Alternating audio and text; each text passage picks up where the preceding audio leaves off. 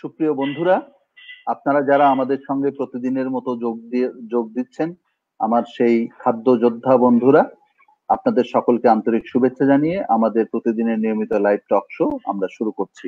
আপনারা জানেন যে আজকে আমরা কথা বলবো যে তৃণমূলে তথ্য প্রযুক্তির ব্যবহার, এবং আমরা গত কয়েকদিন ধরেই আসলে তথ্য প্রযুক্তির ব্যবহার, বিশেষ করে কৃষি খাতে আমাদের যে চ্যালেঞ্জ গুলো রয়েছে সেই চ্যালেঞ্জ মোকাবেলায় তথ্য প্রযুক্তি কিভাবে আমাদের সহযোগিতা করতে পারে, আমরা কিভাবে তথ্য প্রযুক্তিকে কাজে লাগাতে পারি আমাদের এই সমস্যা সমাধানে, তার জন্য আমরা নানান জনের নানান অভিজ্ঞতা এবং মতামত আমরা গ্রহণ করছি। তো আজকেও আমরা তারই ধারাবাহিকতায় আমরা কথা বলছি। আমরা যত বেশি আলোচনা করছি তত আমাদের কাছে মনে হচ্ছে যে আলোচনাটা আরো গভীরে চলে যাচ্ছে এবং আলোচনা আরো ডালপালা মেলছে, এবং আমাদের মনে হচ্ছে যে আরো অনেক কথা হওয়া দরকার। দর্শক মন্ডলী, আপনারাও চমৎকার চমৎকার সব মতামত দিয়ে নানান ধরনের প্রশ্ন করে আমাদেরকে সহযোগিতা করছেন, সেজন্য আমরা আপনাদের কাছে বিশেষভাবে কৃতজ্ঞতা প্রকাশ করছি। কেন আমাদেরকে বারবার করে তথ্য প্রযুক্তি নিয়ে কথা বলতে হচ্ছে, কেন আমরা এত বেশি এইটা নিয়ে ভাববো, সেই জায়গা থেকে আমি যদি আমার মতো করে বলি, তাহলে আমরা সবাই জানি যে তথ্যই শক্তি। তথ্য যদি না থাকে আমার কাছে, তাহলে আমি এগোতে পারবো না। এবং আমরা এখন যে বাংলাদেশে বাস করছি, সেই বাংলাদেশ কিন্তু ডিজিটাল বাংলাদেশ, এবং এই ডিজিটাল বাংলাদেশের সাথে আমাদের 2041 সালের মধ্যে উন্নত বাংলাদেশ হয়ে ওঠার যে স্বপ্ন, সেই স্বপ্ন কিন্তু ওতপ্রোতভাবে জড়িত আছে। অর্থাৎ এই ডিজিটাল বাংলাদেশের পথ ধরেই আমরা উন্নত বাংলাদেশের পথে দিকে আমরা যাব, ওই রথে আমরা উঠবো। এই যে আমরা ডিজিটাল বাংলাদেশের পথ ধরে যে আমরা উন্নত বাংলাদেশ হয়ে উঠতে চাচ্ছি, সেখানেই কিন্তু কৃষি একটা গুরুত্বপূর্ণ জায়গায় আছে। কেননা আমার দেশের প্রায় 78% মানুষ, 70 থেকে 78% মানুষ তারা কৃষির সঙ্গে জড়িত আছে। এই যে কৃষির সঙ্গে জড়িত জনগোষ্ঠী, তারা কি তথ্য প্রযুক্তির সুবিধাটা নিতে পারছে?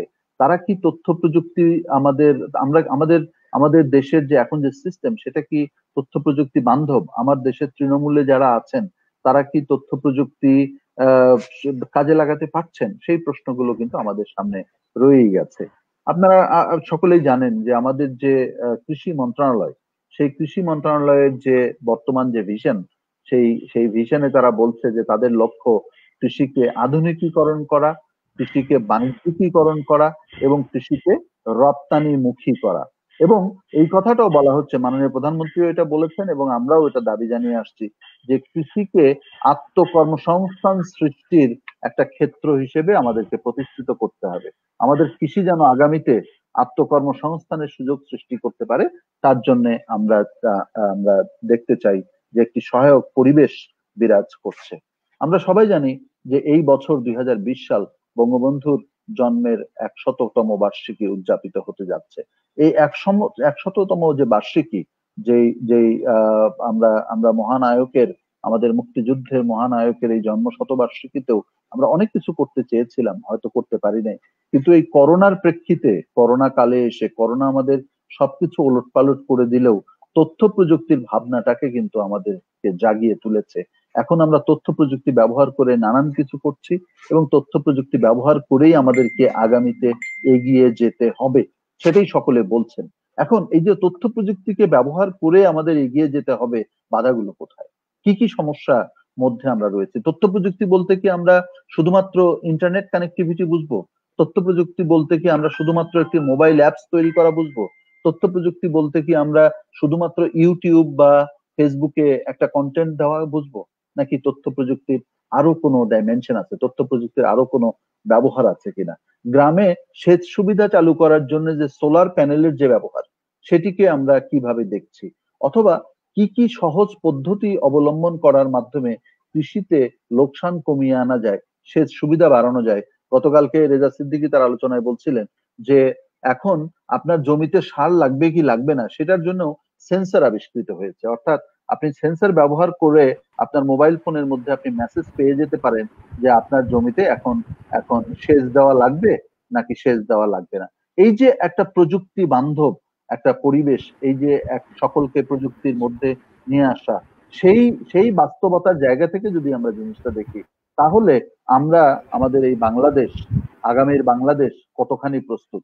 আমাদের কৃষি সম্প্রসারণ অধিদপ্তর, কিংবা আমাদের কৃষি তথ্য সার্ভিস, কিংবা কৃষি মন্ত্রণালয়, কিংবা কৃষির অন্যান্য যে গবেষণা সংস্থাগুলো রয়েছে তারা আসলে কতখানি তৈরি, সেই আলোচনাটাই কিন্তু আমরা করতে চাই। আমাদের উদ্দেশ্য হচ্ছে সকলের আলোচনা থেকে একটা নির্যাস বের করে আনা, আমাদের সমস্যাগুলো আসলে কোথায় সেগুলোকে টু দি পয়েন্ট চিহ্নিত করা, এবং আমরা নাগরিক হিসেবে আমাদের পক্ষ থেকে সরকারের কাছে আমরা সেই দাবিগুলো তুলে ধরতে চাই, পলিসি মেকারের কাছে সেই কথাগুলো তুলে ধরতে চাই, যাতে করে আমাদের পলিসি মেকাররা তারা প্রয়োজনীয় পদক্ষেপ নিতে পারেন।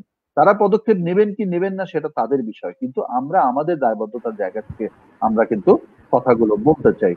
দর্শক মন্ডলী, আমি একটু ইচ্ছা করে বেশি ভূমিকা দিলাম কারণ আমার অতিথিরা সকলেই এখনো এসে পৌঁছায় নাই। আজকে আমি জানি না কোন এন্ডে প্রবলেম হচ্ছে, মনে হচ্ছে যেন কারিগরি সমস্যা একটু বেশি। আমাদের সঙ্গে আজকে কথা বলার জন্য অতিথি হিসেবে যুক্ত হয়েছেন কৃষি তথ্য সার্ভিসের সাবেক পরিচালক।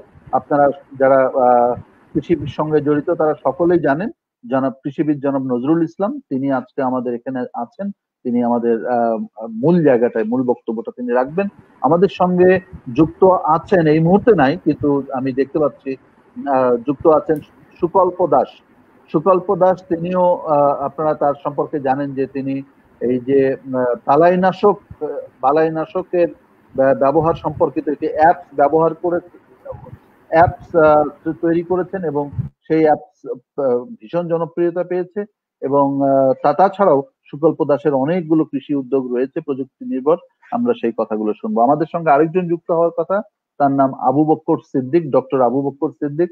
ডক্টর আবু বক্কর সিদ্দিক ঢাকা বিশ্ববিদ্যালয় থেকে মাস্টার্স করে তিনি নিজে ময়মনসিংহে একটি খামার গড়ে তুলেছেন এবং সেই খামারের থেকে উৎপাদিত পণ্য তিনি নিজেই ঢাকায় আবার বাজারজাতকরণের চেষ্টা করছেন এবং নিরাপদ পণ্য তিনি সরবরাহ করবার জন্য কাজ করছেন। এবং এই কাজগুলো করতে গিয়ে তিনি প্রযুক্তির কিছুটা ব্যবহার করছেন, আবার অনেক ক্ষেত্রে প্রযুক্তির ব্যবহার করতে পারছেন না, নানান ধরনের সমস্যা তার রয়েছে। আমরা ভেবেছিলাম, আমরা আশা করি যে তিনি আমাদের সাথে যুক্ত হতে পারবেন এবং তার কথাটাও আমরা শুনবো।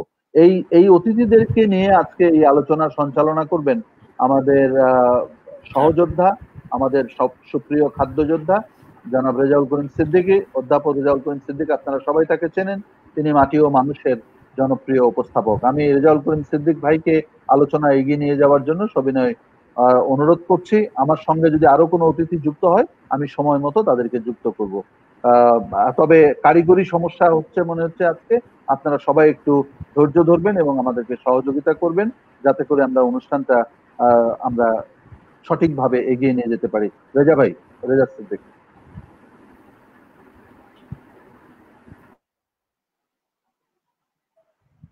ধন্যবাদ জনাব আতাউর রহমান মিটন আপনার সূচনা বক্তব্যের জন্য। আপনাকে জাস্ট একটু মনে করিয়ে রাখি, আমাদের বিসেফ ফাউন্ডেশনের একজন অন্যতম সদস্য আনিসুর রহমান সাহেব, তিনি কিন্তু আমাদের সাথে গতকাল যুক্ত হতে চেয়েছিলেন, আমরা আজকে তাকে যুক্ত করার আকাঙ্ক্ষা ব্যক্ত করেছি।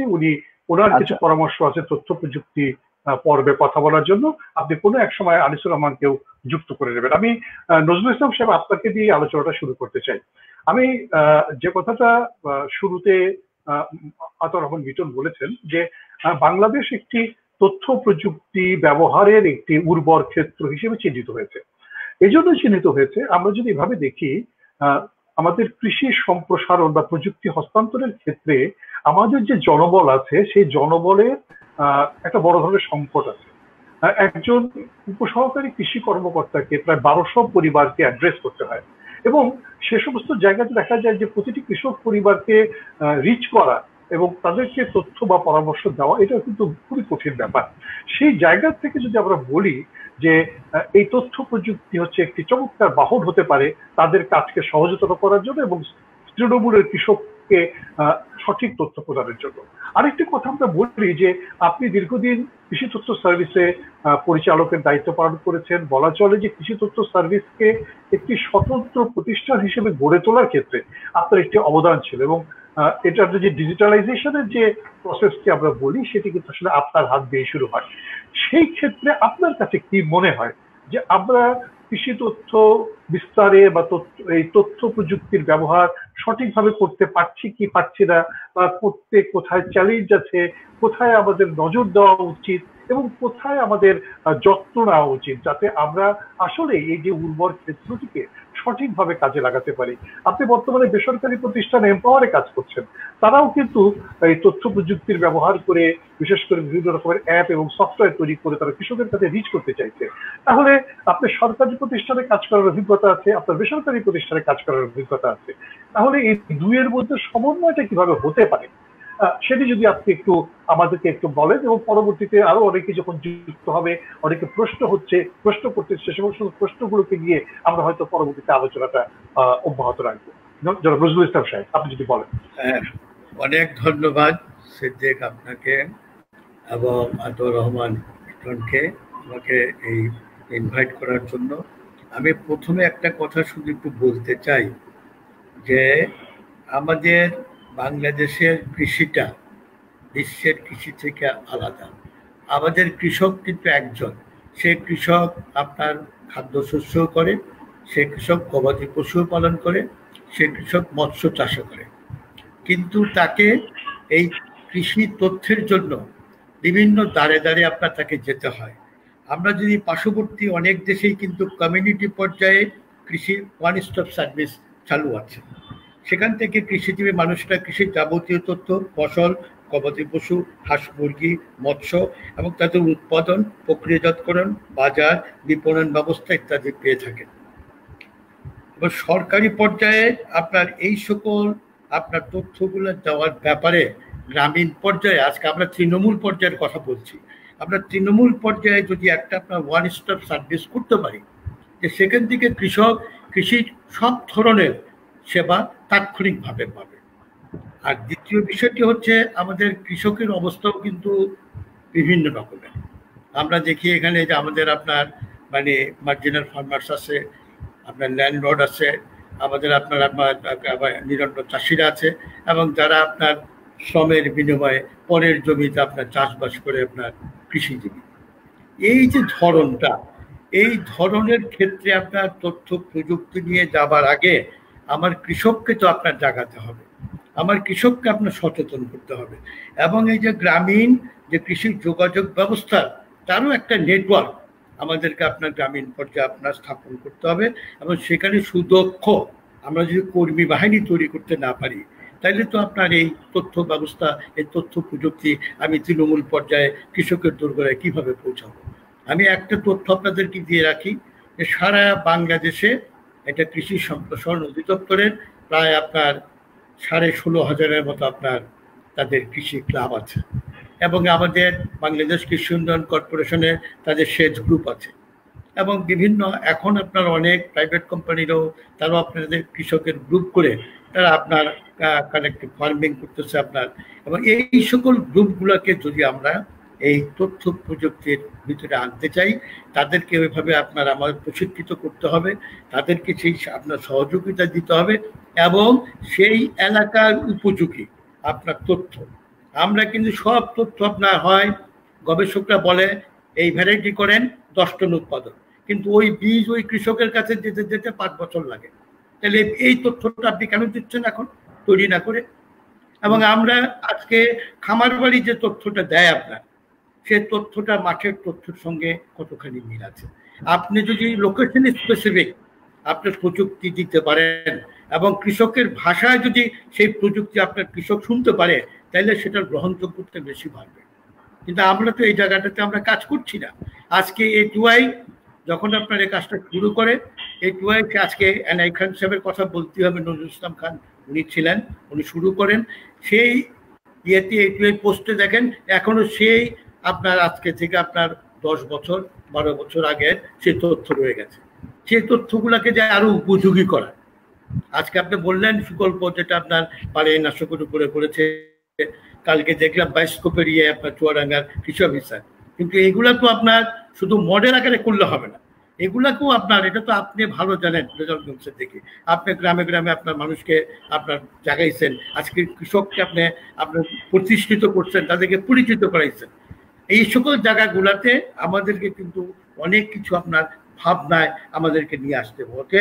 আমাদেরকে আধুনিক কৃষি এবং জৈব কৃষির উন্নয়নের জন্য এবং নিরাপদ খাদ্যর জন্য প্রযুক্তিগত আপনার আমাদের একটা ব্যবস্থাপনা আনতে হবে এবং এটাকে স্থায়িত্বকালীন আপনার করতে হবে এবং এটা কৃষককে আপনার একটা লাভ দেখাইতে হবে। কৃষক যদি কোথাও লাভ না দেখে, কৃষক যদি কোথাও সহজে পাওয়ার আপনার সুযোগ না পায়, কৃষক সে জায়গাটাতে আসতে চায় না। অতএব আজকে তথ্য প্রযুক্তির বিষয় আপনি প্রাইভেট সেক্টরই বলেন, গভর্নমেন্ট সেক্টরই বলেন, আমরা কি সেরকম সুযোগ তৈরি করতে পেরেছি যে কৃষক বিনামূল্যে পাবে, কৃষক তার বাড়ির কাছে গ্রামে কোথাও গেলে সেখানে পাবে? এই ভাবনাগুলা কিন্তু আমাদেরকে আপনার আনতে হবে। আমি একটা কথা এখানে অপ্রাসঙ্গিকভাবে বলতে চাই যে বর্তমান আওয়ামী লীগ সরকারের নির্বাচনী ইশতেহারে একটি কথা রয়েছে যে আমরা শহরের সেবাটা আমরা গ্রামে দেওয়ার চেষ্টা করব। আমরা যে গ্রামের সেবাটা দেব সেই পরিবেশটা কোথায়? আজকে যদি আমরা প্রত্যেকটা গ্রামে গ্রামে আমরা কৃষক সংগঠন তৈরি করতে পারি, তাদের অ্যাফিলিয়েশন দিতে পারি এবং তাদের ওই গ্রামের কন্টেন্ট দিতে পারি, ওইখানে কৃষির কি কি সেবা তারা পাবে, কি কি প্রযুক্তি এলাকার জন্য উপযোগী, এবং তারা যদি সহজেই পায় তাইলেই কৃষকরা কিন্তু আপনার উদ্যোগী হবে। আর সেই ক্ষেত্রে আমার যারা সম্প্রসারণ কর্মী, তারা সরকারি বেসরকারি উভয় পর্যায়ে সম্প্রসারণ কর্মীরা কিন্তু মাঠে থেকে কৃষকের সঙ্গে কাজ করছে এবং তাদের জ্ঞানের বিষয়টাও কিন্তু আমাদের ভাবতে হবে এবং তাদেরকেও যদি আপনার এই তথ্য প্রযুক্তির উপরে আপনার তাদেরকে আমরা তৈরি করতে না পারি, তাইলেও কিন্তু আমরা বেশি দূর এগোতে পারবো না।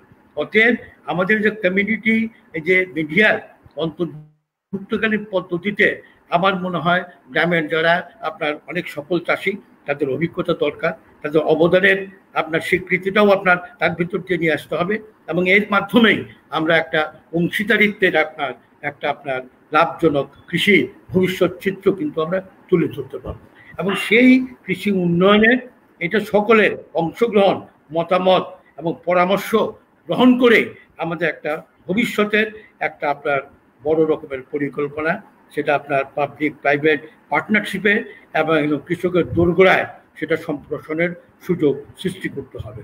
এবং এই ভিতর দিয়ে আমি মনে করি আজকে আমি একটা কথা বলতে চাই যে অনেক অ্যাপস অনেক আপনার ডেভেলপ হচ্ছে, এটা আপনার সরকারিভাবে হচ্ছে, বেসরকারিভাবে একই জিনিস সরকারি প্রতিষ্ঠানে হচ্ছে, একই জিনিস বেসরকারি প্রতিষ্ঠানে সবাই করছে। এটা কেন? এটা দেখার কি আছে?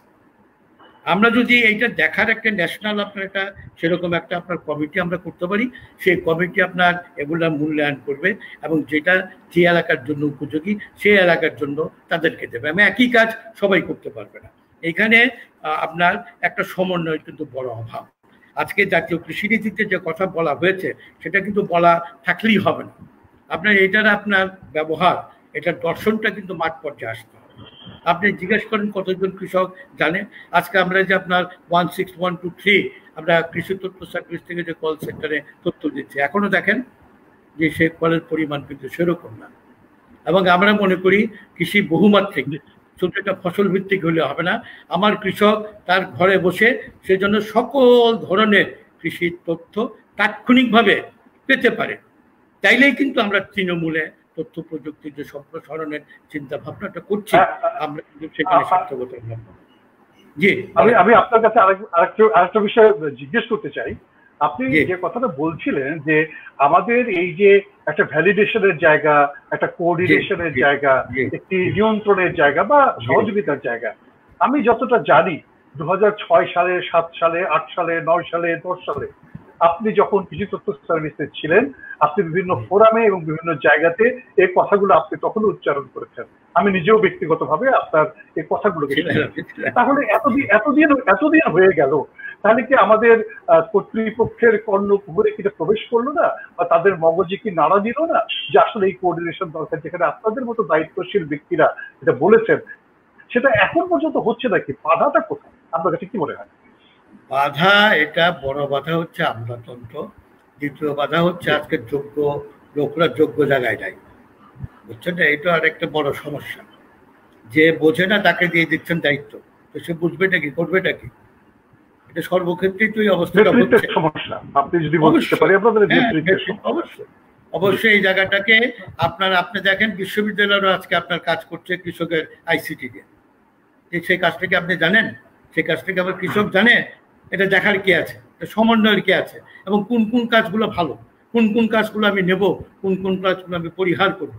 এবং এই যে আপনার সমন্বিত একটা ব্যবস্থাপনার মাধ্যমে ন্যাশনাল একটা কমিটি করা হলে গভর্নমেন্টের যে ফান্ডিংটা হবে সেখানে আপনার বিভিন্ন আপনার পাবলিক প্রাইভেট বিশ্ববিদ্যালয় প্রত্যেকের প্রতিনিধি নিয়ে যদি আমরা একটা বিরাট একটা পরিকল্পনা করতে পারি। আপনি দেখেন, আমি যদি বলি আজকে শেরেবাংলা বিশ্ববিদ্যালয় ঢাকায়, আপনি ঢাকা ডিভিশনটাকে শেরেবাংলা কৃষি বিশ্ববিদ্যালয়ের সঙ্গে ট্যাগ করে দেন, ময়মনসিংহ ডিভিশনটাকে ময়মনসিংহ কৃষি বিশ্ববিদ্যালয়ের সঙ্গে ট্যাগ করে দেন, তাহলে যে ছেলেটা আজকে আপনার অনার্সে, যে ছেলেটা মাস্টার্সে, সে ছেলেটা কিন্তু জানতে পারবে যে আপনার ভবিষ্যতে কৃষিটা কি হতে যাচ্ছে, কৃষি তথ্য প্রযুক্তিটা কি হওয়া দরকার। এই ধরনের কিছু চিন্তা ভাবনা আমাদেরকে এখন থেকে করতে হবে, ভবিষ্যতের কৃষিকে আপনার বাঁচিয়ে রাখতে হবে। এবং কৃষিতে আরও কিন্তু সমস্যা কিন্তু আমরা সামনে কিন্তু আরো দেখতে পাবো। আজকে দেখেন যেভাবে আমরা আজকে পরিবেশকে, কৃষি পরিবেশকে ধ্বংস করছি, সে জায়গাটাও কিন্তু উল্লেখযোগ্য কোনো কাজ নেই।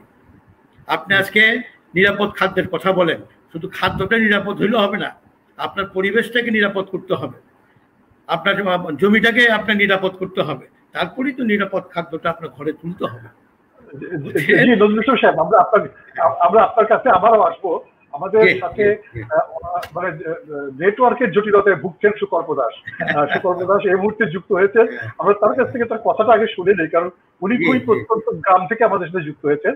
সুকল্প দাস, আপনি তো ব্যক্তিগতভাবে কৃষকের বালাইনাশক নির্দেশিকা আপনি তৈরি করেছেন এবং সেই অ্যাপটি A2I এর মাধ্যমে বা সহযোগিতাতে এসেছিল। আমি নিজে ব্যক্তিগতভাবে জানি যে আপনি ইনোভেশন অ্যাওয়ার্ডের জন্য মানে সেখানে হয়েছে এবং আমরা নানাভাবেই আপনার এই অ্যাপের খবর জানি, কিন্তু এটাও জানি যে এইগুলো হাল নাগাদ হচ্ছে না। এবং নতুন একটি সফটওয়্যার যখন তৈরি হয়, আমরা কালকে যখন একদম সবচেয়ে নতুন সফটওয়্যার কিনে নিয়ে আসি, পরের দিন থেকে সেটি হাল নাগাদ করতে হয়, কিন্তু আপনারটা হাল নাগাদ হচ্ছে না। আপনার কাছে কি মনে হয় চ্যালেঞ্জটা কোথায়? মানে আপনি যেটা করলেন সেটা মাঠ পর্যায়ে কেমন গেল এবং কিভাবে এটাকে হাল নাগাদ করা যায়, বা সেক্ষেত্রে সমস্যাটি কোথায় সেটা যদি আমাদেরকে একটু বলেন সুকর্ণ দাস। হ্যাঁ, সুকর্ণ দাস, আপনার অডিও পাচ্ছি না। এখন কি ঠিক আছে, শোনা যাচ্ছে? হ্যাঁ পাচ্ছি, জি পাচ্ছি সুকর্ণ দাস। ধন্যবাদ আমাকে আমন্ত্রণ জানিয়ে এই শোতে আনার জন্য। দুঃখিত আমি শুরু থেকে থাকতে পারিনি কানেকশনের জটিলতার জন্য। যে প্রশ্নটি আমাকে করেছেন আমি একটু পিছন থেকে যাই, সেটা হলো যে 2013 সনের দিকে যখন A2I তাদের কাজ শুরু করে, তখন মূলত একটি ওয়ার্কশপে আমাদেরকে ডাকা হয় এবং আমাদের যে তৃণমূলে আপনাদেরকে সার্ভিস দিতে গিয়ে কি কি সমস্যা হচ্ছে, এমন একটি সমস্যা আপনি চিহ্নিত করুন যেটি সার্ভিস দিতে গিয়ে আপনি মনে করেন যে আপনার সমস্যা হচ্ছে, এবং সেই সমস্যাটির আপনার কাছে কোনো সমাধান আছে কিনা সেটি আপনি আমাদেরকে একটু জানান। তো আমি তখন এই যে আমাদের যে হাজার হাজার বালাইনাশক আছে যেগুলো যথেচ্ছা ব্যবহার হচ্ছে, সেগুলা আমাদের প্ল্যান প্রোটেকশন উইং সেগুলো রেজিস্ট্রেশন দেয়। আমরা যারা তৃণমূলে কৃষকদের সাথে কাজ করি, দেখা যায় যে এই যে বালাইনাশকের একটা বিস্তৃত তথ্য ভান্ডার, সেই তথ্য ভান্ডারটি আমরা ঠিক মতো ব্যবহার করতে পারি না। কারণ আমাদের কাছে উপজেলা পর্যায়ে শুধুমাত্র একটি বই আসে, তো সেই বইটি সবসময় ক্যারি করা সম্ভব হয় না। আর কৃষক কিন্তু আমাদের কাছে সবসময় এসে তাৎক্ষণিক সমাধান চায় এবং সম্পূর্ণ নতুন বালাইনাশক সম্পর্কে পরামর্শ চায়। তো এই সমস্যাটি যখন আমি দেখলাম, তখন আমি তাদেরকে প্রপোজ করলাম। ততদিনে আমাদের অ্যান্ড্রয়েড মোবাইল ফোন, তারপরে অ্যাপস এর ধারণা, সেগুলো জনপ্রিয় হয়ে উঠতে শুরু করে। তখন আমি তাদেরকে প্রপোজ করলাম যে আমি এমন একটি অ্যাপস তৈরি করতে চাই যেটির মধ্যে আমাদের রেজিস্ট্রিকৃত সকল বালাইনাশক থাকবে, এবং আমি এমনভাবে এটি কাস্টমাইজ করব যাতে করে যারা সার্ভিস প্রোভাইডার তারা যেন চট করে কৃষকের সমস্যা চিহ্নিত করে সেগুলো সমাধান দিতে পারে এবং ধাপে ধাপে সমাধানটি দিবে, যে তার সমস্যা কি, তারপরে কোন জেনেরিক নামের ঔষধ দেওয়া যেতে পারে, সেখানে ট্রেড নেম কোনটি হবে, কোনটি অ্যাভেলেবল, সেটি যেন তৎক্ষণাৎ হাতের মাঝে একটি মোবাইল ফোন নিয়ে একটি চাপ দিয়ে যেন সেটি সমাধান পেতে পারে। তখন A2I আমার এই প্রপোজালটিকে লুফে নেয় এবং বিভিন্ন জায়গায় আমি সেটি প্রেজেন্টেশন দেই। আমি সিঙ্গাপুর ন্যাশনাল ইউনিভার্সিটিতে গিয়েও সেটি প্রেজেন্টেশন দিয়েছি এবং মন্ত্রী পর্যায়ে, সচিব পর্যায়ে সব জায়গায় দেখানোর পরে A2I আমাকে ফান্ডিং করে এবং আমি মোটামুটি 1.5 থেকে 2 বছরের 1.5 বছরের মতো সময় নিয়ে আমি সমস্ত ডাটা সেটির মধ্যে ঢুকিয়ে আমি সেই অ্যাপসটি তৈরি করি। এখন সেই অ্যাপসটির কার্যকারিতা যেমন আছে মাঠ পর্যায়ে, যে অতি সহজেই চট করে একটি বালাইনাশক সম্পর্কে পরামর্শ দেওয়া সম্ভব, তার একটি বড় কাজ হয়েছিল। সেটি হলো আমাদের যে এই যে বালাইনাশকের যে তথ্য ভান্ডারটি সেটি ডিজিটালাইজ করা হয়ে গিয়েছে। তো সেটি পরে আনুষ্ঠানিকভাবে আমাদের তৎকালীন মাননীয় মন্ত্রী মতিয়া চৌধুরী উদ্বোধন করেন, আনুষ্ঠানিকভাবে উদ্বোধন করেন এবং মাঠ পর্যায়ে বিস্তৃতভাবে ছড়িয়ে যায়। এখন দেখুন আমাদের প্ল্যান প্রোটেকশন উইং 2 বছর পর পর সেই বালাইনাশক নির্দেশিকা, সেই বালাইনাশকের যে তালিকাটি আছে সেটি আপডেট করে। এই সময় 2 বছরের মধ্যে নতুন নতুন বালাইনাশক রেজিস্ট্রি হয়, বিভিন্ন প্রক্রিয়া অতিক্রম করে সেগুলো রেজিস্ট্রি হয়। তো এই কিছুদিন যাওয়ার পরে আমি দেখলাম যে তথ্যগুলো আমার কাছে আমার অ্যাপসে ঢুকানো হয়েছে, পরবর্তীতে আরো নতুন নতুন তথ্য সেখানে ঢুকেছে, নতুন বালাইনাশক বাজারে এসছে। তো সেগুলো ঢুকানোর জন্য এটিকে আপডেট করার প্রয়োজন ছিল। এবং আমার যে অ্যাপসটি যেভাবে করা হয়েছে সেটি এমন ভাবে করা হয়েছে যে প্ল্যান প্রোটেকশনকে আমি প্রপোজালও দিয়েছিলাম যে প্ল্যান প্রোটেকশন উইং এ যদি এমন একটি ডেস্ককে দায়িত্ব দেওয়া যায় যে একজন বসে যে বালাইনাশকটি আসবে সেটি শুধুমাত্র এন্ট্রি করে দিবে, আমি আমার অ্যাপসটি সেখানে দিয়ে আমি শুধু একটু দেখিয়ে দিব যে এইভাবে করলেই হয়ে যাবে। তো এই কাজটি আসলে এখন পর্যন্ত করা হয়নি, যার কারণে আমি মনে করি যে আমাদের এই অ্যাপসটি এখন যেমন আপনার শুরুর দিকে বা মাঝামাঝি বছর খানিক আগেও এটির রেটিং ছিল 4.8, এখন সর্বশেষ তথ্যগুলো না থাকাতে এটি রেটিং কিন্তু আস্তে আস্তে কমে আসছে, সেটি এখন 4.3-তে চলে এসছে।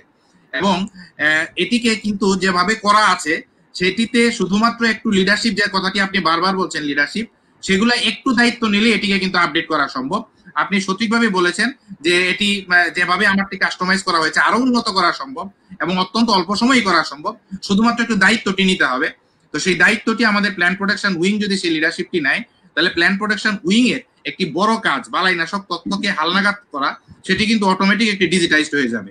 তো আমার এই সফটওয়্যারটির মধ্যে একটি আছে আপনার অফলাইনে অ্যাপস হিসাবে আছে, গুগল প্লে স্টোর থেকে ডাউনলোড করা যায়, আবার অনলাইনে আছে পেস্টিসাইড প্রেসক্রাইবার নামে অনলাইনে একটি ওয়েব পোর্টাল আছে, সেটিতে করা সম্ভব। একটু দায়িত্ব নিলেই সেটি করা সম্ভব, তেমন কোনো জটিল ভাবেও করা হয়নি। তবে হ্যাঁ, আপনি যে প্রশ্নটি করলেন যে মাঠ পর্যায়ে সেটির চাহিদা কেমন, আমি এই শোতে বসার একটুক্ষণ আগেও আমি একটি ফোন রিসিভ করেছি। আমি যেমন কৃষকের কাছ থেকে আমি ফোন রিসিভ করি, আমি যেমন বালাইনাশক ব্যবসায়ীদের কাছ থেকে ফোন রিসিভ করি, আমি যেমন বিদেশ থেকে প্রশ্ন পাই, আমি তেমনি ভাবে বালাইনাশক কোম্পানিগুলোর কাছ থেকে অনুরোধ পাই যে আমাদের প্রোডাক্টটা আপনি এখানে ঢোকান। কিন্তু এখন হয়েছে আমি প্ল্যান প্রোটেকশন উইং এ চাকরি করি না, এটি তৃণমূল থেকে আমার করে নেয়া, কিন্তু কাজটি হয়েছে ন্যাশনাল লেভেল। এখন এই কাজটি যদি ন্যাশনাল লেভেলে যদি এটিকে গার্ডিয়ানশিপ নিয়ে নেওয়া যায়, তাহলে এই আপডেট করার কাজটি 2-3 মাসের মধ্যেই করা সম্ভব। আমি মনে করি যে এটি অবশ্যই করা উচিত, কারণ হলো দারুণ ভাবে উপকৃত হচ্ছে।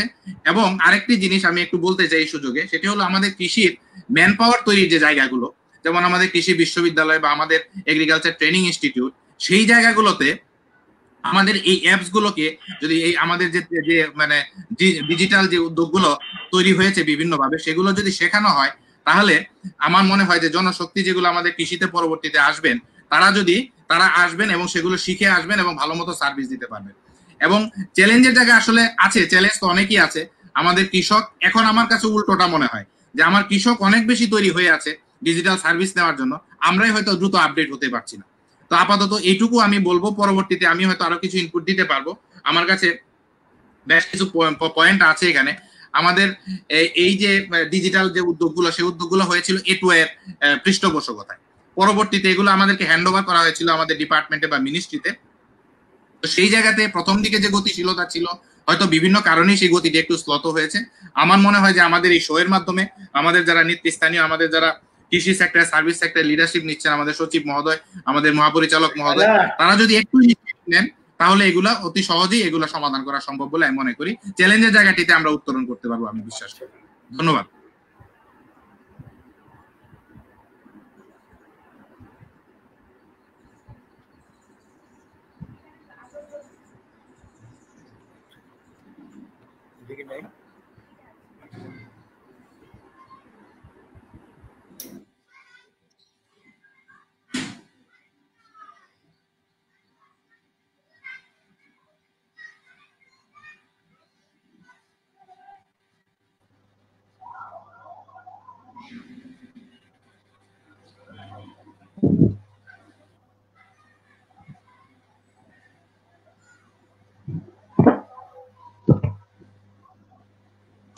আমরা কারিগরি সমস্যার মধ্যে পড়েছি,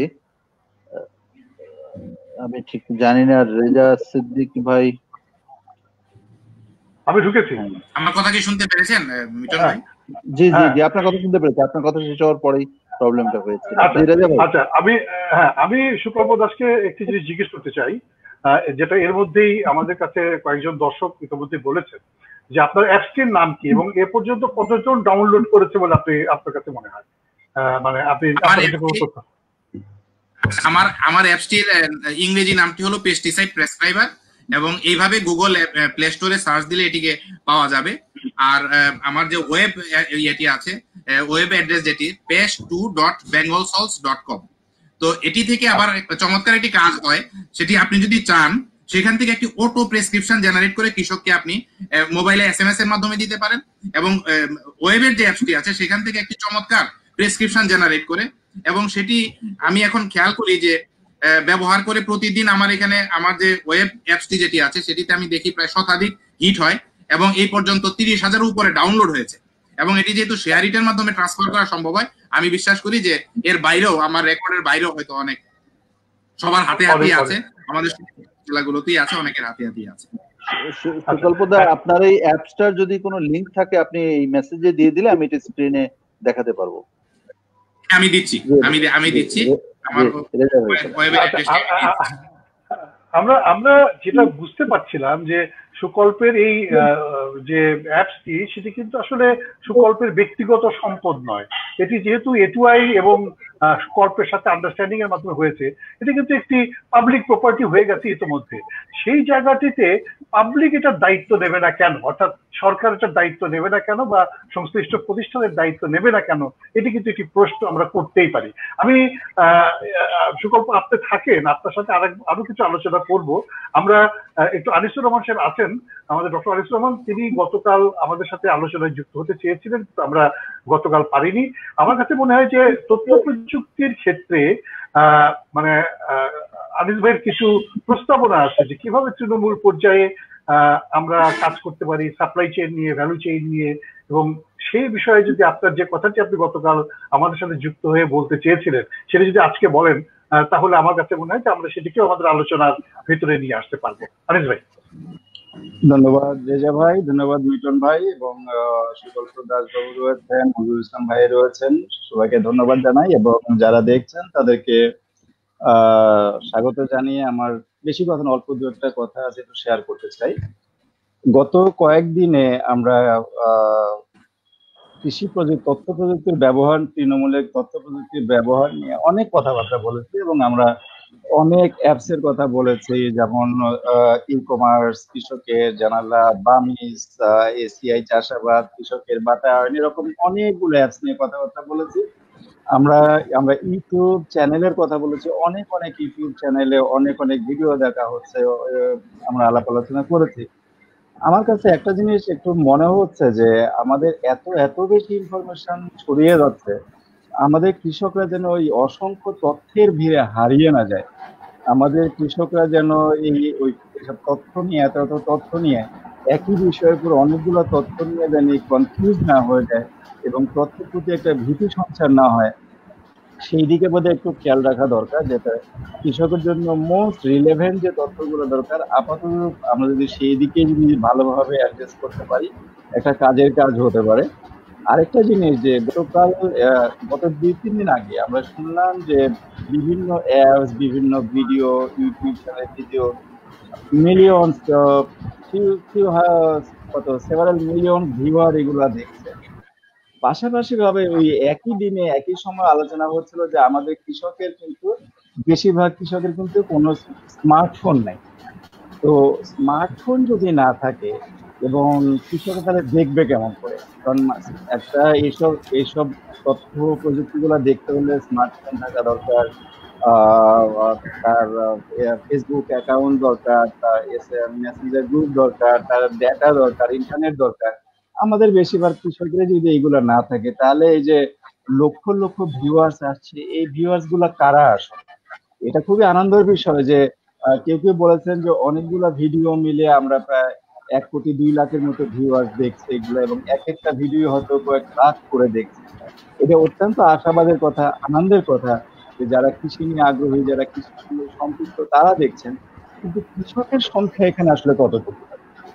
যদি আমরা বলেই ফেলি যে আমাদের স্মার্টফোন নাই কৃষকের, তাহলে আমরা তো কৃষকের কাছে আসলে কতটুকু কৃষকের কাছে আমরা পৌঁছতে পারছি, এটা একটা খুব বড় বিষয় হয়ে বোধহয় দেখা দিতে যাচ্ছে। তো আমাদের বোধহয় সেই জায়গাগুলোতে একটু কাজ করা দরকার, যে আমরা স্মার্টফোন নিয়ে কথাবার্তা বলতে, কৃষকের ফোন নিয়ে কথা বলছি, কিন্তু আমরা কি আসলে জানি যে কত পার্সেন্ট কৃষকের কাছে স্মার্টফোন আছে? আমরা কি আসলে জানি যে কত পার্সেন্ট কৃষক টোটাল মানে ফোন আছে প্রত্যেক কৃষকের কাছে? আমরা কি জানি যে যে সকল ইনফরমেশন গুলা দিচ্ছে বা তথ্য প্রযুক্তি গুলা দিচ্ছি, ওই তথ্য প্রযুক্তি ব্যবহার করে আমাদের কৃষকরা কতটুকু লাভবান হচ্ছে, বা তার পূর্বে যে পরিমাণ তার অর্থনৈতিক গেইন হইতো, এইসব তথ্য প্রযুক্তি গুলা ব্যবহার করার ফলে কতটুকু অ্যাডিশনাল গেইন তার হলো, এই জিনিসগুলো বোধহয় আমাদের জানতে পারলে আমাদের তথ্য প্রযুক্তি গুলা ভালোভাবে কাজে লাগানোর জন্য একটা সুবিধা হতে পারতো। যেমন আমি যদি আরো কৃষকের জন্য প্রয়োজনীয় তথ্য নিয়ে কথা বলতে চাই, রেজা ভাই একটা কথা বলে গেছেন যেরকম যে এখন এমন একটা ডিভাইস হয়েছে যে আমি মাটিতে ধরলে পারি, মোবাইলের কাছে নিয়ে গেলে মোবাইলটা বলে দিবে যে আমাদের সয়েলে কতখানি মানে এই ফসল চাষ করা যাবে কিনা বা এই ধরনের। রেজাল্ট ভাই, আপনি একটা জিনিস জানবেন যে আমাদের দেশে অনেকগুলা টেলিকমিউনিকেশন কোম্পানি রয়েছে, গ্রামীণফোন রয়েছে, গ্রামীণফোন বোর্ডের সবচেয়ে বড়। আমরা একটা জিনিস জানি যে যখন কোথাও কোনো বৃষ্টি হয় যে জায়গাটাতে, সেই জায়গাটাতে কিন্তু গ্রামীণ ফোনের নেটওয়ার্কটা অনেক কমে যায়। এই জিনিসগুলো আমরা জানি, এবং গ্রামীণ ফোন এইসব নিয়ে কিন্তু সারা দেশে প্রচুর কাজ করেছে, এবং এই কাজগুলো করতে যে গ্রামীণ ফোনের কাছে অজস্র ডেটা পড়ে আছে, গ্রামীণ ফোন একটা পার্টনার চায় যে তাদের এই ডেটাগুলো ব্যবহার করে যেন আমরা তারা মোবাইলের মধ্যে ঢুকাইতে পারে। ফর এক্সাম্পল, যে কোন এলাকায় কতখানি বৃষ্টিপাত হচ্ছে, প্রেসিপিটেশন হচ্ছে, এই ডেটাগুলা কিন্তু গোটা বাংলাদেশের একটা প্রত্যন্ত অঞ্চলের ডেটাগুলা কিন্তু গ্রামীণ ফোনের কাছে রয়েছে। গ্রামীণ ফোন চাচ্ছে যে এই ডেটাগুলা কোনো একটা সার্ভিস প্রোভাইডারের মাধ্যম দিয়ে কাজ করে নিয়ে, যেমন এসআরডিআই হতে পারে, কাজ করে মোবাইলের সঙ্গে সংযুক্ত করে যে করে রেডিমেড ডেটা পেতে পারে, আমরা সেই জায়গাগুলো কিন্তু আমরা খুঁজে নিতে পারি। গ্রামীণ ফোন কিন্তু একটা ডিভাইস অলরেডি মানে বের করেছে, এবং তারা টেস্ট করছে যে মোবাইলের সাথে, যে ওইটা মোবাইলের কাছে সয়েলের কাছে গেলেই কতখানি নাইট্রোজেন আছে, কতখানি ফসফরাস, কতখানি ময়েশ্চার, এই জিনিসগুলো বলে দিবেন, কৃষকের সহযোগিতা করতে পারবে যে তুমি ওইখানে কতটুকু নাইট্রোজেন দিবে, কতটুকু ফসফরাস দিবে, এই বিষয় নিয়ে গ্রামীণ ফোন কাজ করছে। আমাদের তথ্য প্রযুক্তি গুলো কিন্তু আসলে কৃষকের জন্য হওয়া উচিত খুবই সহজ, খুবই সাবলীল। আমাদের জি আলিস ভাই, জি আমাদের জি আলিস ভাই, একটু কনক্লুশনে চলে আসেন। আমার কাছে মনে হয় যে পয়েন্টটা আমরা ধরতে পেরেছি যে কতখানি আসলে কৃষক বান্ধব বা কৃষকের বোধগম্য করে বিষয়টিকে করা হচ্ছে, সেটি একটি চ্যালেঞ্জের বিষয়, দেখার বিষয়। এবং আমাদের সেই সম্পর্কে তো আসলে রিসার্চও নাই, আমাদের সেরকম কোনো মানে গবেষণাও নাই যে কমিউনিকেশনের মেথড গুলো কোথায় কতখানি কিভাবে এফেক্টিভলি কাজ করছে। আপনি তো নিশ্চয়ই এই কথাটুকু বলতে চাইছেন। জি, আমি শেষ করতে চাই আপাতত যে তথ্য প্রযুক্তি কি আমরা দুইভাবে ব্যবহার করতে পারি। একটা হচ্ছে তথ্য নিতে যাওয়া, এবং একটা হচ্ছে তথ্য দিতে যাওয়া। তথ্য নেয় কারা? তথ্য নেয় হচ্ছে আমাদের কৃষক ভাইরা, এবং তাদের তথ্য নেওয়ার একটা মানে খুব ভালো জায়গা হচ্ছে কি কল সেন্টার। তো অনেকেই প্রপোজ করছেন যে কল সেন্টার যদি ফ্রি হয় তাহলে আমাদের কৃষকের জন্য ভালো হয়। জনাল আবেদিন স্যার গতকালকে বলছিলেন যে আসলে যে কোনো ফ্রি জিনিসই আসলে ভালো না, এবং আমরা অনেকেই এই তথ্যের সঙ্গে খুবই একমত যে ফ্রি জিনিস ভালো না। কিন্তু একটা জিনিস দরকার যে আমাদের কৃষকদেরকে মানে ইউজ টু যদি করতে হয় তাহলে আমাদেরকে প্রথম থেকে ফ্রি ভাবেই আমাদেরকে তথ্যগুলো দিতে হবে, কৃষকদেরকে বুঝাইতে হবে যে না এই তথ্যগুলা সে যদি পায় তাহলে পরে তার জন্য উপকার হচ্ছে, এবং পরবর্তী সময় সে তথ্য কিনে নিয়ে সেগুলা দেখতে পারে। এই জায়গাটাতে একটু আমার বলার বিষয় আছে। আরেকটা বিষয় আছে যে তথ্য দেওয়ার ক্ষেত্রে আমরা কিন্তু অনেকেই কৃষককে তথ্য দিতে চাই। কিছু তথ্য দিতে চাই, যেমন আমরা দিতে পারি যে মানে বামিজ থেকে দিতে পারি যে কি ধরনের বৃষ্টিপাত হবে, কি ধরনের টেম্পারেচার হলে কি করতে হবে, বন্যা হলে কি করতে হবে, এই জিনিসগুলো আমরা কৃষককে দিতে চাই, অথবা কোনো টেকনোলজি সম্পর্কে দিতে চাই। আমরা দেওয়ার মাধ্যমটা কি, যে আমরা দিতে পারি ফেসবুক মেসেঞ্জার দিতে পারি, আমরা SMS করে দিতে পারি। আমাদের দেশে অনেক স্মার্ট এগ্রিকালচার অফিসার রয়েছেন যাদের একটা ফেসবুক গ্রুপ রয়েছে, একটা মেসেঞ্জার গ্রুপ রয়েছে। কোনো কিছু তথ্য দেওয়ার হলে পারে তারা ওই গ্রুপে দিয়ে দেন, কিন্তু এই সংখ্যাটা অত্যাধিক ছোট। কারণ এই তথ্যগুলো দিতে হলে তাদেরকে অনেক SMS একটা খরচ আছে, কস্ট আছে। এই কস্টটা তারা কোথায় পাবে? আমরা যদি সরকারি ভাবে হোক, প্রাইভেট কোম্পানিগুলোর সঙ্গে যুক্ত হয়ে হোক, CSR কোম্পানিগুলোর সঙ্গে যুক্ত হয়ে হোক, যদি আমরা SMS এর কস্ট গুলো আমরা প্রাথমিকভাবে কয়েক বছরের জন্য একটু ক্যারি আউট করতে পারি, তাহলে হয়তো বা আমাদের অনেক কিছুই কাজে লাগতে পারে। ভবিষ্যতে এই তথ্যগুলা কৃষকদেরকে ডিসেমিনেট করার বিষয়, এই বিষয়ে বোধ আমরা ভাবতে পারি। আপাতত রেজাল্ট ভাই এটুকু, পরবর্তী সময় আসলে আরো কিছু কথাবার্তা হয়তো চলে আসবে। ধন্যবাদ আনিসুর রহমান সাহেব আপনাকে আপনার চমৎকার বক্তব্যের জন্য। কারণ এই কথাগুলো আমরা বলছিলাম যে আসলে আমাদের ভেহিকেলটা কি হবে যাতে আমরা তথ্যগুলোকে কৃষকের কাছে নিতে পারি। এবং আপনি যে কথাটা বলেছেন, যে কথাটি আমি বলার চেষ্টা করেছিলাম যে তথ্যের ভারে আমরা হারিয়ে না যাই, এবং এটাও কিন্তু একটা দেখার বিষয় যে আসলে সঠিক তথ্যকে ফাঁক করে দিয়ে এসে সেই তথ্যটি কৃষকের কাছে দেওয়া।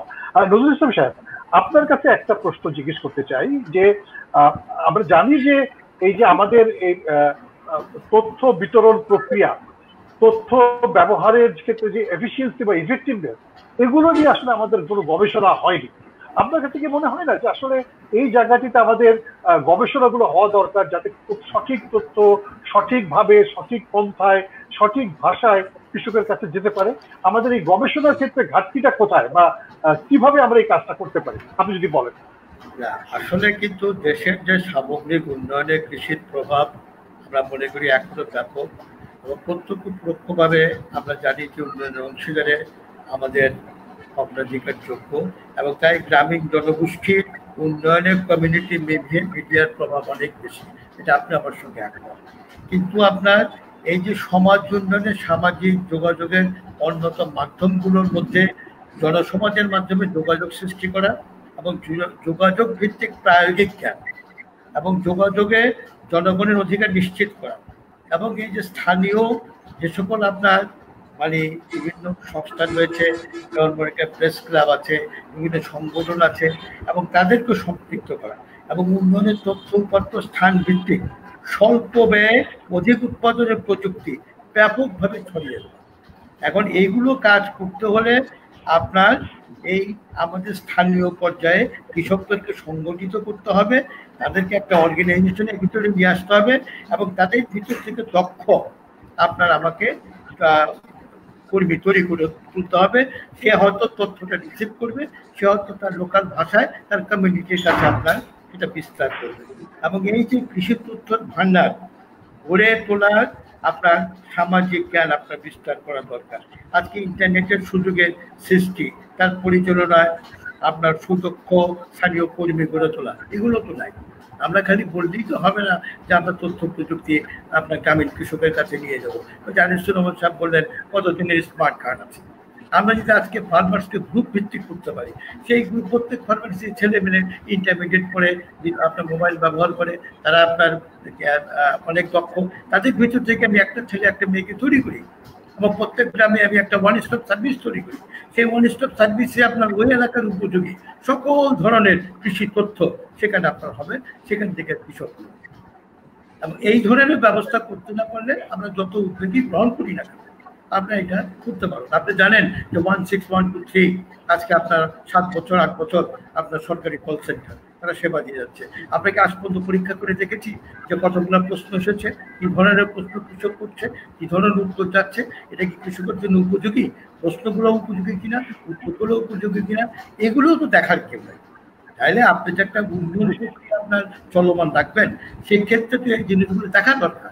তারপরে এই যে আপনি বললেন যে আপনার যে ভ্যালিডেশনটা করারও তো একটা জাতীয় একটা কাঠামো থাকা দরকার। এখন পাবলিক প্রাইভেট সকলেই কাজ করছে, সকলকে নিয়ে একটা জাতীয় পর্যায়ে কমিটি করে যারা যাই উদ্যোক্তা করছে বা যারা অ্যাপ তৈরি করছে, যারা এই কন্টেন্ট তৈরি করছে, সেটা ওইখানে আসবে, ওইখান থেকে ভ্যালিডেট বলে পড়ে সেটা আপনার মাঠে যাবে। এই কাজগুলো তো করে নাই। আর কৃষি আপনার লাইভ স্টক মিনিস্ট্রি এক জায়গায়, এগ্রিকালচার মিনিস্ট্রি এক জায়গায়, রুরাল ডেভেলপমেন্ট এক জায়গায়, চিনি খাদ্য শিল্প সংস্থা এক জায়গায়। আপনি এটাকে এক জায়গায় কিভাবে করবেন? কৃষির সঙ্গে বন জড়িত, কৃষির সঙ্গে আপনার মৎস্য জড়িত, তাহলে এগুলো করতে একটা জায়গায় একটা কাঠামোর মধ্যে নিয়ে আসতে হবে। এবং নিয়ে এসে আমার কথা হলো আবার কৃষক তৈরি কিনা, আবার তৃণমূল ঠিক কিনা। তৃণমূল যদি আপনি ঠিক না করেন, যত উদ্যোগী নেন, কোনো উদ্যোগে আপনার ফলপ্রসূ হবে না।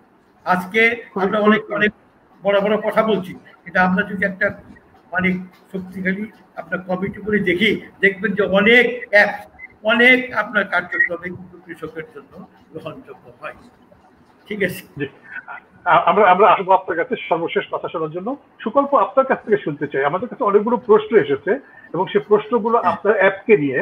অ্যাপসকে বলা হচ্ছে এটা কি আসলে কোনো বিশেষ কোম্পানি দ্বারা প্রভাবিত হবে কিনা, অ্যাপস দিয়ে আসলে প্রবলেম সলিউশন করা যাবে কিনা, অ্যাপসে জেনেরিক নাম আছে কিনা, কিংবা কিভাবে এগুলোর ভেতরে কোনো নানা রকমের প্রশ্ন এসেছে, আপনি নিজেও দেখেছেন। আপনি কি বলবেন যে আসলে মানে এই তথ্য ভান্ডার কিভাবে আসলে কৃষককে হেল্প করতে পারে? এটা তো এসএও কেও হেল্প করতে পারে এবং এসএওরাও তো এই তথ্য নিয়ে কৃষকদেরকে দিতে পারেন। আপনার সাজেশনটা কি? আপনি কিভাবে বলতে চান এই প্রশ্নের উত্তরগুলোতে? রেজা ভাই, যদি আমাকে একটু অ্যালাউ করেন, আমি সুকল্পর কাছে যাওয়ার আগে আমি আরেকটা প্রশ্ন দিয়ে দিতে চাই, যেটা নজরুল ইসলাম সাহেব বলেছেন তার প্রেক্ষিতে বলবো। সুকল্পদা, আপনি বলবেন এবং আমি আসলে একটু মনে করিয়ে দেওয়ার জন্য প্রশ্নটা করছি, যেটা নজরুল ইসলাম সাহেব তিনি যে সংকটটির কথা বললেন এবং এইরকম সংকটের কথা আমরা কয়েকদিন ধরেই শুনছি। অর্থাৎ এই যে নানান ধরনের সংগঠন, নানান ধরনের সংস্থা, এদের মধ্যে সমন্বয় কিভাবে হবে, এই যে একটা কমিটি করে সমন্বয় হবে, নাকি একটি সংস্থা গঠনের মাধ্যমে সমন্বয় হবে, নাকি এক্সিস্টিং কোনো প্রতিষ্ঠান বা সংগঠনকে ক্ষমতায়িত করার মাধ্যমে আমরা এগিয়ে যাব, সেই প্রশ্নটি কিন্তু গত কয়েকদিন ধরেই আলোচনা হয়েছে। সেখানে যদি আপনার মতামতটাও একটু পাওয়া যায় যে আপনি কিভাবে সমাধানটা চিন্তা করেন। যেমন আমরা বলছি যে আমাদের যে কৃষি তথ্য সার্ভিস, এই কৃষি তথ্য সার্ভিসকে একটা স্বতন্ত্র প্রতিষ্ঠানে পরিণত করা যায় কিনা, একটা অটোনমাস প্রতিষ্ঠানে পরিণত করা যায় কিনা, যারা তথ্য প্রযুক্তির, এই কৃষি খাতের তথ্য প্রযুক্তির পুরো ব্যাপারটা সমন্বয় করবে, ইনক্লুডিং তৃণমূলের সক্ষমতা বৃদ্ধির কথাটা যেটা নজরুল ইসলাম সাহেব খুব জোর দিয়ে বলেছেন, সেই সক্ষমতা বৃদ্ধির কাজটাও তারা করবে। এরকম কোনো প্রস্তাব আমরা দিতে পারি কিনা আপনি যদি একটু বলেন, এবং এই প্রশ্নটি আমি সবার জন্যই রাখলাম, যদি সুযোগ পাওয়া যায় উত্তরটি পাওয়ার। ধন্যবাদ। হ্যাঁ, ধন্যবাদ। আমি আমার অ্যাপস এর উত্তরগুলো আগে দেই। আসলে রেজা ভাই যে প্রশ্নটা করেছেন, এই প্রশ্নটার উত্তর, আমার এই উদ্যোগটি যখন আমি নেই তখন এই প্রশ্নটির উত্তর আমাকে বারে বারে দিতে হয়েছে। আপনি যে এই কাজটি করবেন, এটি আসলে কাদেরকে হেল্প করবে? আমাদের কৃষক কি এতটাই স্মার্ট হয়েছে এটি ব্যবহার করতে পারবে? আমি তখন পরিষ্কার উত্তর দিয়েছি যে এটি আমি এখনই মনে করি না যে আমাদের সকল তৃণমূলের কৃষক ব্যবহার করতে শুরু করবে। এটি মূলত আমি তৈরি করেছি, আপনি যে কথাটি বলেছেন, আমাদের যারা সার্ভিস প্রোভাইডার তাদের জন্য। যেমন ধরেন, আমি একটু নিজের সমালোচনা করেই বলি, কেউ যেন আঘাতপ্রাপ্ত না হোক, কাউকে আহত করছি না। আমাদের কৃষি বিশ্ববিদ্যালয় থেকে যে ছেলে মেয়েরা বের হয়, তারা বের হওয়ার পরে যখন আমাদের এগ্রিকালচার সেক্টরে সার্ভিস দিতে আসে, তখন তারা একেবারে প্র্যাকটিক্যালি, আমি নিজেকে উদাহরণ দিয়ে বলছি, আমার অত্যন্ত ভালো রেজাল্ট, কিন্তু দেখা গেল প্র্যাকটিক্যালি মাঠে কি আমি 5-10টার বেশি আমি পেস্টিসাইডের নাম জানি না। এই দুর্বলতাটি নিয়েই আমি কৃষি বিশ্ববিদ্যালয় থেকে পাশ করে এসেছি এবং মূলত আমার দুর্বলতাটিকে ওভারকাম করার জন্যই আমি এই অ্যাপসটি ডিজাইন করেছি। কারণ আমি লক্ষ্য করেছি আমার মতো এই দুর্বলতা অসংখ্য ছেলে মেয়ের মধ্যে যারা সার্ভিস দিতে এসছে তাদের মধ্যে আছে। যেহেতু আমাদের অনেক অনেক আধুনিক পেস্টিসাইড নিয়ে কাজ করতে হয়, সুতরাং আমাদের দরকার ছিল একটা রেডিমেড ইনফরমেশন আমাদের হাতে। এখানে একটি প্রশ্ন এসছে যে কৃষক কি ব্যবহার করতে পারবে না। একটি প্রশ্ন এসছে, অ্যাপস দিয়ে কৃষকদেরকে কি সার্বিকভাবে সমাধান দেওয়া সম্ভব? আমি বলছি যে না, অ্যাপস দিয়ে তো সমাধান দিচ্ছি না। আমি মাঠে যাচ্ছি, আমি সার্ভিস প্রোভাইডার, আমি মাঠে যাচ্ছি, আমি মাঠে গিয়ে প্রবলেম আইডেন্টিফাই করছি, করার পরে আমি কোন পেস্টিসাইডটি দিব, সবচেয়ে আধুনিক পেস্টিসাইড কোনটি, সবচেয়ে কার্যকরী পেস্টিসাইড কোনটি, সেটি আমি যেন খুব দ্রুত শনাক্ত করতে পারি। আমার যেন সময় নিতে না হয়, আমার যেন বই দেখতে না হয়, এটি যেন আমার হাতের মধ্যে যে ডিজিটাল ডিভাইসটি আছে সেটি ব্যবহার করে যেন আমি তৎক্ষণাৎ দিতে পারি। কৃষককে যেন ঘোরাতে না হয়, তাকে যেন হয়রানি হতে না হয়, সেই কারণে। যার কারণে আমি বলি যে এটির মধ্যে ব্র্যান্ড নেম আছে, জেনেরিক নেম আছে, আপনি যেভাবে খুশি সেভাবে ব্যবহার করতে পারেন। আপনি যদি মনে করেন যে এই ব্র্যান্ডের, এই জেনেরিক নেমের অমুক কোম্পানির কোন ওষুধটি বাজারে আছে, আপনি একবার স্ট্রেট এটিকে সার্চ করতে পারবেন। এটির সাথে আরেকটি প্রশ্ন খুব রিলেটেড এখানে, যে এটি কোনো কোম্পানির দ্বারা এটি বায়াসড হয়ে যাওয়ার কোনো সুযোগ আছে কিনা? একদমই নেই। কারণ এখানে যত কোম্পানির যত ধরনের বালাইনাশক আছে, ভালো খারাপ সমস্ত কিছু সেই ডাটাবেজের মধ্যে এটি ইনক্লুড করা আছে। যার কারণে এটি কোনো কোম্পানির দ্বারা সেটি হয়ে যাওয়ার কোনো বায়াসড হয়ে যাওয়ার কোনো সুযোগ আছে বলে আমি মনে করি না।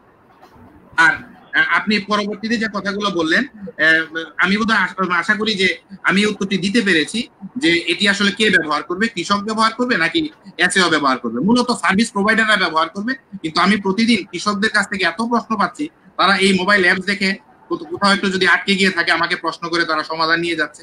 এবং আরেকটি কথা আমি বলেছি যে এটিকে ইউনিভার্সিটি বা আমাদের যে সমস্ত জায়গা থেকে আমাদের কৃষিতে সার্ভিস দিবে যে ম্যান পাওয়ার বের হয়, তাদেরকে যদি এটা ট্রেনিং দেওয়া যেত তাহলে এটি আরো বেশি ব্যবহার করা সম্ভব। এবং আমি ওই সময়ে যখন এটি লঞ্চ করে ন্যাশন ওয়াইড, তখন আমি প্রপোজাল দিয়েছিলাম যে এটিকে আমাকে বাংলাদেশের যে কৃষি অঞ্চলগুলো আছে সবগুলো অঞ্চলকে একটু ভ্রমণ করতে যেতে দেওয়া হোক, তাতে আমি সবাইকে একটু হাতে কলমে দেখিয়ে দিলাম, এটি প্রচারও হলো এবং সবাই ব্যবহার করতে উৎসাহিত হবে। তো যাই হোক, এই কাজগুলো আসলে আমাদের যে সরকারি সিস্টেম আছে তাতে অনেক সময় জটিলতা তৈরি হয়, যার কারণে হয়তো সেভাবে হয় নাই, কিন্তু তারপরও আমাদের সরকারি উদ্যোগে সারা বাংলাদেশে সেটি ছড়িয়ে গেছে। এখন শুধুমাত্র আপডেটের কাজটি হলে পরেই আমি মনে করি এটি আমাদের কৃষি মন্ত্রণালয় এবং আমাদের কৃষি সম্প্রসারণ অধিদপ্তর একটি অন্যতম সম্পদ হতে পারে। আর মিটন ভাই যে প্রশ্নটি করেছেন যে আমাদের কৃষি তথ্য সার্ভিসকে স্বতন্ত্র সংস্থা করা দরকার কিনা, আমাদের গ্রুপ গুলাকে কিভাবে ব্যবহার করা সম্ভব বা কিভাবে এগুলো প্রচার করা সম্ভব, আমি যদি প্রশ্নটা বুঝে থাকি তবে সেই ক্ষেত্রে আমার উত্তর হলো যে আমাদের এখন কৃষি সম্প্রসারণ অধিদপ্তরের বিভিন্ন প্রকল্পের মাধ্যমে প্রতিটি গ্রামে গ্রামে আমাদের কৃষক সংগঠন তৈরি হয়েছে। সেই কৃষক সংগঠনে আমরা প্রশিক্ষণ দেই, সেই প্রশিক্ষণের মধ্যে এগুলো অনেক সময় থাকে, কিন্তু এগুলোকে যদি বাধ্যতামূলক করা হয় তাহলে অনেক বেশি কৃষকের মধ্যে ছড়িয়ে পড়ার সম্ভাবনা থাকে। এবং কৃষি তথ্য সার্ভিসকে স্বতন্ত্র একটি সংস্থায় পরিণত করা সম্ভব কিনা, এই প্রশ্নটির উত্তর আমি একটু বৃহৎভাবে দিতে চাই। আমাদের কৃষি সেক্টরে যারা মাঠ পর্যায়ে আমরা যারা কাজ করি তাদের মর্যাদার প্রশ্নটি, তাদের ক্ষমতার প্রশ্নটি, কৃষিবিদদেরকে আরো বেশি ক্ষমতায়িত করার প্রশ্নটি, এইটি নিয়ে খুব বড়ভাবে কাজ করা দরকার। কারণ কৃষিতে যারা কাজ করে আলটিমেটলি আপনারা দেখেন যে কোনো জাতীয় দুর্যোগ বলেন, প্রাকৃতিক দুর্যোগ বলেন, করোনার মতো দুর্যোগ বলেন, আমাদেরকে সর্বশেষ আশ্রয় নিতে হয় সেই কৃষিতে। যেহেতু আমাদেরকে কৃষিতেই আশ্রয় নিতে হয়, তাহলে আমি মনে করি কৃষিতে যারা সার্ভিস দিচ্ছেন তাদেরকে তাদের চাকরির যে সমস্ত সুযোগ সুবিধা আছে, যেমন ভেহিকেল ফ্যাসিলিটি, আমরা অনেক প্রজেক্ট নিয়ে কাজ করি কিন্তু ভেহিকেল ফ্যাসিলিটি থাকে না, আমাদের লিমিটেশন এখন আস্তে আস্তে হচ্ছে, কিন্তু আরো বেশি দ্রুত হওয়া উচিত। আমাদের সার্ভিস সেক্টর অনেক ধরনের আমাদের অসন্তুষ্টির ব্যাপার আছে, সেই অসন্তুষ্টি জায়গাগুলো দূর করা দরকার। না হলে কৃষিতে যে আমরা ঝাঁপিয়ে পড়ি, সেই কাজে ঝাঁপিয়ে পড়ার কাজটি অনেক বেশি স্লত হয়ে যায়। তো সেই জায়গাটি আসলে অনেক বড় একটি জায়গা, কিন্তু আমি মনে করি man behind the machine is more important. আমরা অনেক প্রযুক্তি আবিষ্কার করছি, কিন্তু এর পিছনে যে মানুষ, সেই মানুষকে আমরা কতটুকু দিচ্ছি। আপনারা সবাই জানেন যে শিক্ষা ক্ষেত্রে 1 টাকা যদি বিনিয়োগ করা হয় তাহলে সেটি 70 টাকা ফেরত আছে, এরকম একটি স্ট্যাটিস্টিক্স আছে। এবং কৃষিতে বিনিয়োগ সবসময় লাভজনক। তো কৃষিতে যদি আমি বিনিয়োগ করি, আমাদের এই যে কৃষির মানুষগুলো যারা সার্ভিস দিচ্ছে তাদের পিছনে আরো অনেক বেশি বিনিয়োগ করা সম্ভব। নজরুল স্যার এখানে আছেন, আমি আসলে কি বলতে যাচ্ছি স্যার খুব ভালোভাবে বুঝতে পেরেছেন, আরো ব্যাখ্যা স্যার দিতে পারবেন, স্যার সারা জীবন এগুলো নিয়ে কথা বলেছেন। তো আমি মনে করি যে কৃষি তথ্য সার্ভিস আলাদা সংস্থা হবে কিনা, কি আরো ভালোভাবে কিভাবে কাজ করতে পারে, সেই জায়গাটিতে যদি আমাদেরকে যেতে হয় তাহলে আমাদের যারা মাঠ পর্যায়ে আমরা যারা কাজ করছি তাদেরকে আরো অনেক বেশি আমাদেরকে ক্ষমতায়িত করা প্রয়োজন বলে মনে করি। ধন্যবাদ। ধন্যবাদ সুকল্প দাস। আমি আনিসুর রহমান আপনার কাছে আসি, আমরা অনুষ্ঠান শেষ করতে যাব। তো আপনি অনেকগুলো কথা বলেছিলেন এবং আপনি যে কোঅর্ডিনেশনের কথা বলেছিলেন, ইনফরমেশন গুলোকে নিয়ে রিসার্চ করার কথা বলেছিলেন, এবং আপনি বলেছিলেন যে আমাদের তৃণমূল পর্যায় থেকে উচ্চ পর্যায়ে পর্যন্ত সকল পর্যায়ে সক্ষমতা তৈরি করার বিষয়। তো আপনি যদি শেষ কথা হিসেবে যেটি মিটন আমাদেরকে বলল যে আমরা এই জায়গাটিতে আর কিভাবে নিজেদের মানে কার্যক্রমকে পরিচালিত করতে পারি বা কিভাবে এটি মানে সমন্বিত হতে পারে, আপনার পরামর্শ যদি আমাদেরকে দেন সর্বশেষ বিষয় হিসেবে। ধন্যবাদ রেজা ভাই। আমি প্রথমে একটু বলে নেই যে আমাদের কৃষি মন্ত্রণালয়ের অধীনে 17টা বৃহৎ প্রতিষ্ঠান রয়েছে এবং প্রত্যেকটা প্রতিষ্ঠানের অনেকগুলো বিভাগ রয়েছে। দীর্ঘদিন থেকে এইসব বিভাগ শয়ে প্রজেক্ট বাস্তবায়ন করেছে এবং প্রত্যেকটা প্রজেক্টের সাথে আইসিটি উন্নয়ন নামে কিছু কিছু কর্ম তারা নিয়েছিল। আপনি যদি খুঁজতে যান আপনি বোধহয় পাবেন না যে সেই সব প্রজেক্টের আউটকামটা কি ছিল, কি হয়েছে, কৃষকরা কতটুকু বেনিফিটেড হয়েছে, প্রবাবলি এই তথ্যগুলো পাওয়া যাবে না। তো এইটা যদি পেতে হয় তাহলে আমাদেরকে সমন্বিতভাবে কৃষি মন্ত্রণালয়ের অধীনেই হোক অথবা ডিএইর অধীনে হোক একটা আলাদা সেপারেট আইসিটি একটা বিভাগ থাকা দরকার, যারা বিভিন্ন ব্যক্তি প্রতিষ্ঠান থেকে উদ্ভাবিত অ্যাপস বলেন, ভিডিও বলেন, টেকনোলজি বলেন, তারা ভ্যালিডেট করে ক্যাপিটালাইজ করে বাছাই করে কৃষকের জন্য তারা ছেড়ে দিবে, এরকম একটা ব্যবস্থাপনা থাকা দরকার। এবং পাশাপাশি তথ্য প্রযুক্তি খাতে বিভিন্ন প্রজেক্ট যে ধরনের টাকা, যে পরিমাণ টাকাটা ব্যয় করছে, সেই টাকা ব্যয়ের হিসাবে আমার মানে অ্যাপ ব্যবহারের সুফলটা আমরা নিয়ে আসতে পারছি কিনা, এই ধরনের গবেষণাগুলা ওই বিভাগের থাকা উচিত বলে আমি মনে করি। গত কয়েকদিন থেকে আমরা একটা কথা শুনছি যে যেমন ফুড ফর মার্কেট, হটেক্সের কৃষকের বাজার নামে একটা অনলাইন প্ল্যাটফর্ম করা হয়েছে। এই জিনিসগুলো আসলে করা হয়েছে কি যে আমার ধারণা যে খুব স্মল কিছু ফার্মারকে নিয়ে মানে করা হয়েছে, ট্রায়াল বেসিস করা হয়েছে। কিন্তু আমাদের যে জিনিসটা বোধহয় মাথায় রাখা উচিত, হ্যাঁ আমরা শুরু করব, ছোটভাবেই শুরু করব, কিন্তু আমাদের মাথায় রাখা উচিত যে আউটকামটা কি হবে, দিক নির্দেশনাটা কি হবে, এখান থেকে আমি কোনো আউটকাম নিয়ে আমি রেপ্লিকেট করতে পারবো কিনা, এই জিনিসগুলো মাথায় রাখা উচিত। বিবেচনাটা যাতে এমন না হয় যে আমার এখন প্রজেক্ট রয়েছে, আমি এখন প্রজেক্টের রিপোর্টে আমি এই আইসিটিটাকে তুলে ধরতে পারবো, আমার এখন চমৎকারিত্ব দেখানো হয়ে গেল। আমি প্রার্থনা করবো যেন আমাদের যারা আইসিটি নিয়ে কাজ করছেন, অনলাইন পোর্টাল নিয়ে কাজ করছেন, মার্কেট লিঙ্কেজ নিয়ে কাজ করছেন, তারা জানি বৃহত্তর পরিসরে বৃহত্তর কৃষক গোষ্ঠীর উন্নয়নের স্বার্থ নিয়ে কাজ করেন, তাৎক্ষণিক কোনো বেনিফিটের জন্য যাতে কোনো কাজ না করেন, এই প্রার্থনাটুকু আমি করি প্রযুক্তির কাছ থেকে। ধন্যবাদ। জি জি জি, ধন্যবাদ ধন্যবাদ। আপনি খুবই চমৎকার কথা বলেছেন। আসলে আমাদের ব্যক্তিগত জীবনে অঙ্গীকারের ব্যাপারটি খুবই গুরুত্বপূর্ণ। কৃষির জন্য কাজ করতে গিয়ে চাকরি করলে হয় না, অঙ্গীকার থাকতে হয়। কারণ কৃষকের 1 টাকা ক্ষতি হলে সেই ক্ষতিটা জাতির ক্ষতি, এবং কৃষকের তো ব্যক্তিগত ক্ষতি বটেই। নজরুল ইসলাম সাহেব, আপনার কাছে আসবো সর্বশেষ বিষয়। যে কথাটি এখানে আসছে যে নিশ্চয়ই একটি স্বতন্ত্র সংস্থা হতে পারে, কৃষি তথ্য সার্ভিস হতে পারে, বা অন্য কোনো ফর্মেও হতে পারে, যে একটা কোঅর্ডিনেশনের জায়গা, যে কথা আপনি কথা বলছিলেন। আরেকটি কথা এসছে যে আপনি নিজেও বলেছেন যে যে ক্ষেত্রে যে লোকটিকে দরকার সেখানে কি সেই লোকটি থাকছে। জব ম্যান ফিটনেস বা ম্যান জব ফিটনেস, এটি কিন্তু আমাদের অনেক ক্ষেত্রেই নাই। আপনি কি বলবেন যে আমাদের যদি কর্তৃপক্ষের জায়গাতে এই জবম্যান ফিটনেস তৈরি করতে না পারেন, বা ম্যান জব ফিটনেস তৈরি করতে না পারেন, বা ওই জায়গায় যদি স্মার্টলি হ্যান্ডেল করতে না পারেন, তাহলে তো সবাইকে দিয়ে তো সব কাজ হবে না। কৃষি তথ্য সার্ভিসকে বলা হচ্ছে এখন কৃষি মন্ত্রণালয়ের পিআরও কিনা। কৃষি মন্ত্রণালয়ের তো পিআরও একজন আছে, যেটি আমি জানি সচিবালয়ে বসে। তার জন্য কৃষি তথ্য সার্ভিসের পাবলিক রিলেশন কাজ করতে হবে কেন? কিন্তু বর্তমান সময় দেখা যাচ্ছে যে অনেকেই মনে করছে যে কৃষি তথ্য সার্ভিস তার স্বতন্ত্র কাজের পরিবর্তে পাবলিক রিলেশনের কাজটি বেশি করে করছে, যেটি মন্ত্রণালয়ের করার কথা। আপনি কি বলবেন এই জায়গাটাতে আমাদের কি করা উচিত?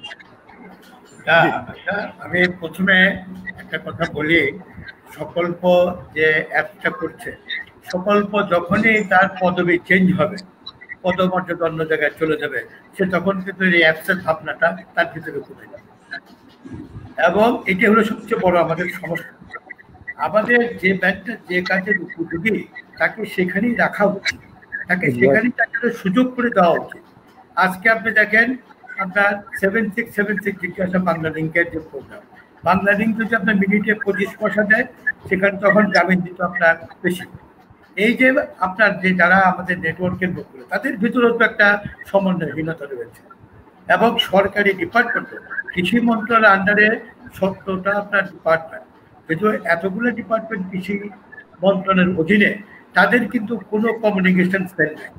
সেই কমিউনিকেশনের দায়িত্বটা কিন্তু কৃষি তথ্য সার্ভিস করে থাকে, কারণ তার একটা নিবিড় সংযোগ রয়েছে মিডিয়ার সঙ্গে, বাংলাদেশ বেতার, বাংলাদেশ টেলিভিশন মূলত, এবং তাদের মাধ্যমেই কিন্তু তারা সারা দেশে গ্রামীণ সমাজকে আপনার এই অন্তর্ভুক্ত করে আসছে। এবং আজকে আমরা যে যত বড় কথাই বলি না কেন, আজকে এই যে পার্টিও মানুষ এবং বেতারের যে প্রোগ্রাম, এই প্রোগ্রাম যে কতখানি আপনার মানে মাইল ফলক হয়ে থাকবে এই কৃষির ক্ষেত্রে, সেটা দ্বিতীয়বার বলার কোনো অপেক্ষা রাখে না।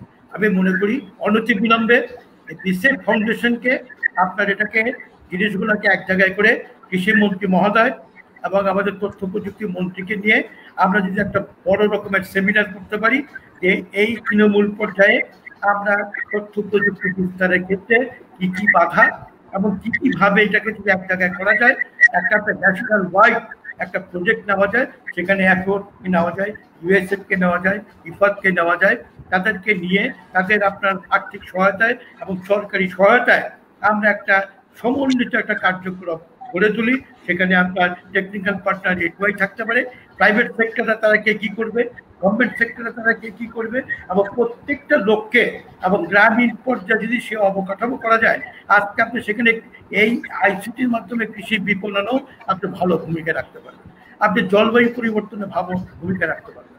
আজকে এই যে আপনার পানি আসছে শহর এলাকায়, আমরা যদি দুদিন আগে বলতে পারি যে আগামী 48 ঘন্টা পরে তোমার এলাকায় কিন্তু পানি ঢুকবে, তুমি পাকা ধান কেটে, এই তথ্যটা দেওয়ার তো লোক নাই।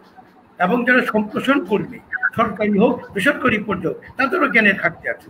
এবার হতে পারে আপনার হয়তো আপনার কৃষি ডিপ্লোমা, হচ্ছে ইউনিভার্সিটি পাস করা, কিন্তু কৃষি তথ্য প্রযুক্তি বিষয়টা, এই বিষয়টির ঘাটতি তাদের রয়েছে। আজকে আমাদের যে আপনার ওয়ার্ল্ড ব্যাংকের প্রজেক্ট, তারা তথ্য দিচ্ছে, কিন্তু আপনি দেখবেন যে আমাদের মেট্রোলজিক্যাল ডিপার্টমেন্টে উপজেলা ভিত্তিক কিন্তু কোনো সেন্টার নেই, তাদের সেন্টার আঞ্চলিক, এবং তাদের তথ্য অনেক ক্ষেত্রে কিন্তু সঠিক হয় না, তারা যে বৃষ্টির তথ্য দেয় সেটাও ঠিক না।